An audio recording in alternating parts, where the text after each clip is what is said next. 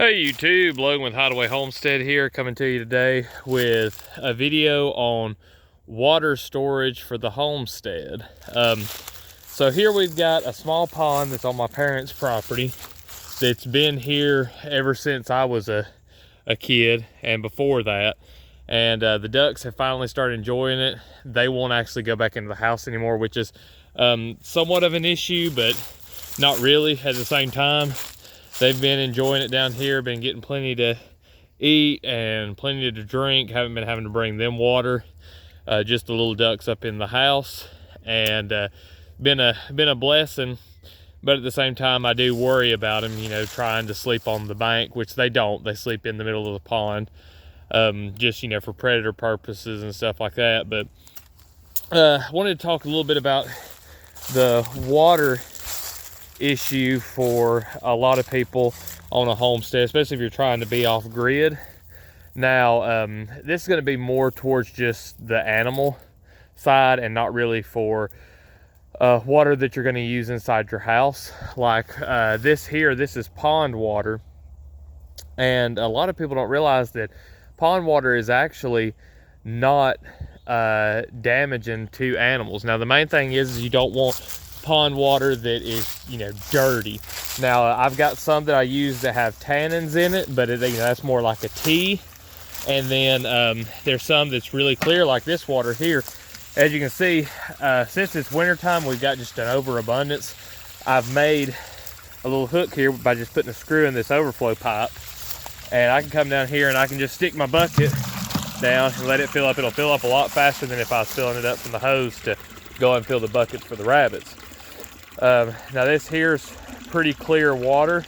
The bucket, of course, is a little stained, so it ain't gonna look as clear as it should, just because the color of the water's being reflected there. But for the most part, right now, even after all these heavy rains, pretty clear water. Let me get this bucket out of the way now since it's full. Throw the next one under there. And it's good exercise. People pay gym memberships. I just tote buckets of water sometimes.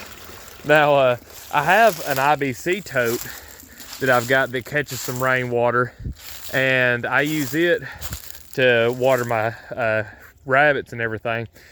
But a rabbit will consume anywhere from around 4 to 16 ounces of water a day, just considering how hot it is. And got my other bucket full here.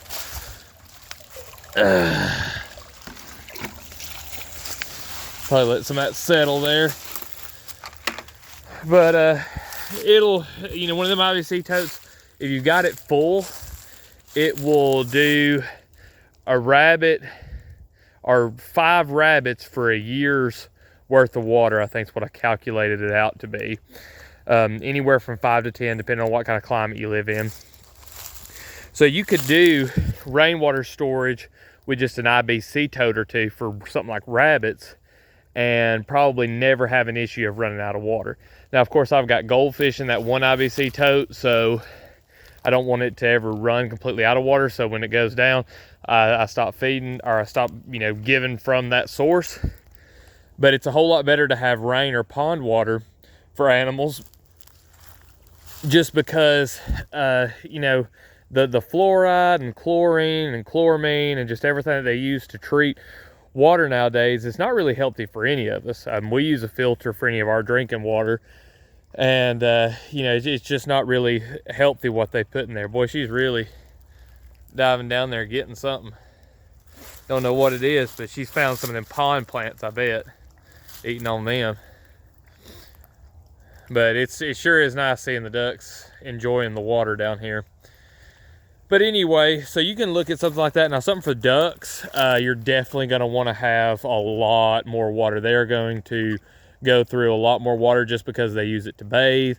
They drink a lot, and they're going to splash a lot too. So they are interested in that log over there. They keep climbing around on it. Oh, turned over. But anyway, kind of a quick video, and the reason that I was showing with the buckets what I'm doing here is, since I have limited water in my IBC tote, for now anyway. I'm wanting to set up on the property. I have all of my systems set up to where everything's going to be super easy. Everything's going to be on nipple waters, and they'll probably be plumbed right into the IBC tote, just because we don't have really cold winters here, so we shouldn't have problems with stuff freezing and busting. Now, what I may do is I may have it to where there where you have the ball valve for the IBC tote to close off, if you open that up and close it back, you can get water inside of that ball valve and it can bust on you. Ball valves will bust. I've had that happen before, even with our mild winters. You know, you get the night that it goes down to 20 or a little under, then it can bust on you. So my way to get around that is more than likely going to be to set up the IBC tote. If you keep that ball valve closed though, and it doesn't have any water that, you know, came through it, then you're in good shape, because there's no water inside of it to make it bust, if that makes sense. So that one that I've got there with the goldfish has never busted, never had any issues out of it. Just watch for this next week, we're gonna get some really cold weather and I'm gonna have to come on here and say, well, I lied about that.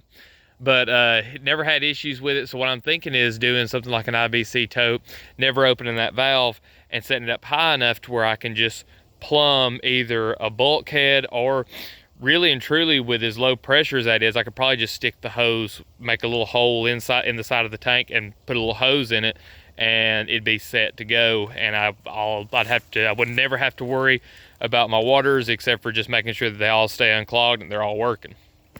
So that's going to be the plan for when we get our rabbitry set up like I want it to be, which will be with my 6 does, 6 bucks, and trying to get 4 litters a year just in the spring and fall more than anything, or really to the spring, early summer, and have them all finished out by the end of fall.